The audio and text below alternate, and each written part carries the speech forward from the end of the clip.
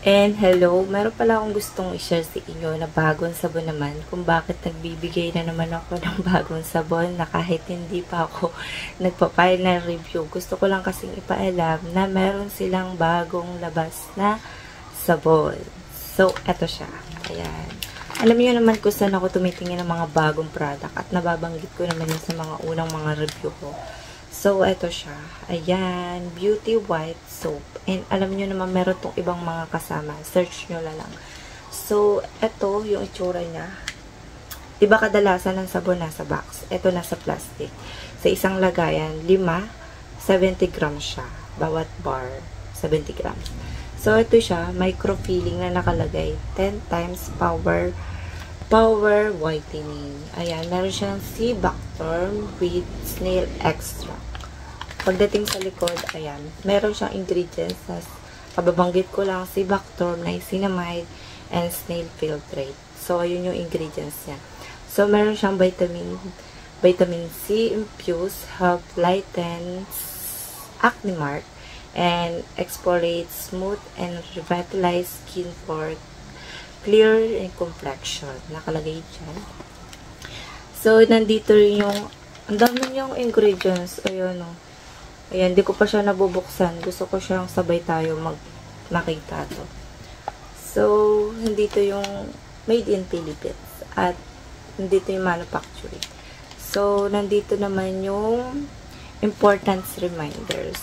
So, meron din kasi siya, these products contain as alpha hydroxy acid. Meron siyang AAH. So, pagka mga ganito kasi ay, kung gagamit kayo nito, mag-sunscreen kayo, or kaya paglalabas kayo sunblock, importante nakamahaba rin kayo ng damit, huwag magbababad sa init. Marami akong nakikita mga ganito na mga reminders. So, huwag kayo mag-expose sa sun na masyadong sobrang init. So, bawal to sa mga bata na 3 age off. Ayan, nakalagay siya. Dahil the product is contain salicylic acid. And, ayun, bawal siya sa mga bata. Sa teenager, pwede to. So, kung bago lang kayo sa mga product, katulad sa mga teenager, mag-test muna kayo bago muna kayo magamit. At mag-search muna din. Dahil bagong product to. At, konti pa lang nakikita kong may mga review ganito. Meron siyang, alam nyo naman yung niacinamide is also to know as vitamin B3 or nicotinamide. Ayun, basta yun. Lighten skin and improving dull and uneven skin tone. And snail filtrate, improved moisturizing benefits to the skin. Ayan. Nakalagay naman dito is vitamin C infused, help lighten acne marks and exfoliate smooth and revitalize skin of clearer complexion and help fight pimples. So, ayun. And ayun yung mga nakalagay dyan sa pinaka-ano niyan. Tingnan natin yung ingredients. Na-curious kasi ako dito kung ano yung mga nakalagay. Meron siyang alpha-arbutin. Ayan. Ceramide, salicylic acid. Ayan. Snail secretion filtrate. Ayan. Meron siyang mga ganun. Meron siyang glutathione. Ayan. Kung gusto nyo makita, ilalagay ko na lang yung ingredients. Sobrang dami rin kasi. So, tingnan natin yung loob. Ayan. Ang dami kong daldal, diba? Ang tagal ko yung pakita yung loob. Ayan. Pinuksan ko pa lang siya.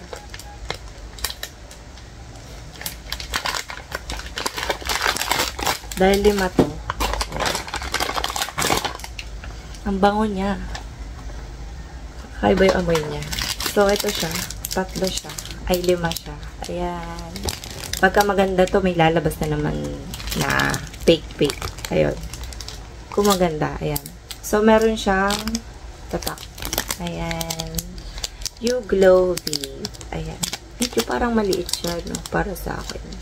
Parang magiging 1 buwan to dahil 5. Kung 3 lang to, 2 weeks lang to sa akin. Depende sa paggamit. Kung sa mukha nyo gagamitin to, gagamitin nyo sa seconds lang. Pero wala naman nakalagay dito paano siya gamitin.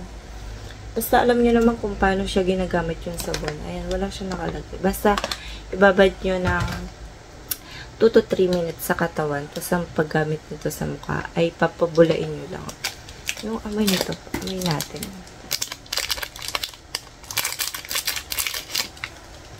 Ayan, ang bango niya. Sobrang bango. Hindi mo na kailangan mag-perfume sa katawan mo dahil mabango siya. Tingnan natin kung may iwan yung amoy niya sa likod. So, ayan lang siya. 70 grams. Ayan, ayan. Sa market, marami nang lumalabas na ibang klase ng mga product. Pipiliin nyo lang talaga. Lalo na sa mga store, lalo na sa review. Ayan.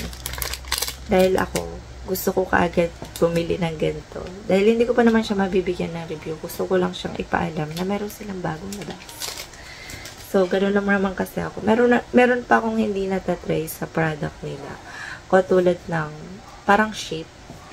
Ang pangalan yata shape. Parang glowing. Parang drink. Ganun. Tapos may glutathione sila. Hindi ko pa rin na-try yun. Pero, ito, nahilig kasi ako sa mga sabon. Na mga katulad ng mga ganito.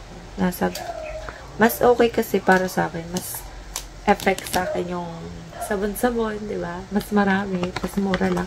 Nabili ko ata to ng, hindi ko na siya matala, 100 plus, para 160 plus. Basta hindi ko dito lang kasi siya dumating sa akin. So, meron nga pala expiration date. Nandito siya sa pinaka-bar. Kung makikita nyo dito, wala siyang expiration sa gilid. So, ang cute ng lagayan. Kulay pink.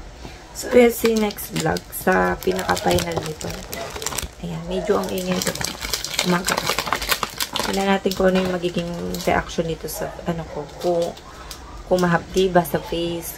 Pagka mahapdi naman sa face, ang gawin nyo na lang, stop nyo muna. Baka kasi nagkaroon ng reaction dahil sa ginamit yung skincare, tapos nag-react sa face nyo na mahapde or kaya masakit, gano'n, dahil siguro sa ibang product, kaya nangyayari yung gano'n. Kung halimbawa, nag-rejuve kayo, huwag kayong gigamit ng ibang sabon sa face nyo, kundi yun lang yung sa mga set nyo. So, ayun lang yung masasabi ko. And see you next vlog. Tingnan natin kung ano yung magiging reaction nito. Bye!